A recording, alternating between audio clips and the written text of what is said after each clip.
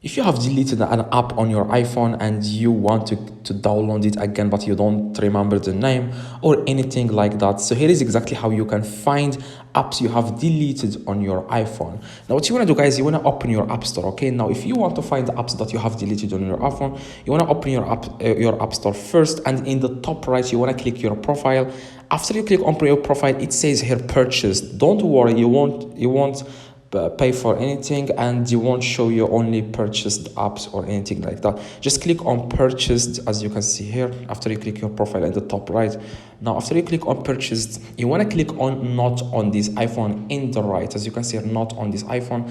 Now it will show you everything that you have downloaded on your iPhone since the beginning you have bought your iPhone. Okay, so it will show you everything. As you can see here, I have downloaded a lot of apps and I deleted them because of space.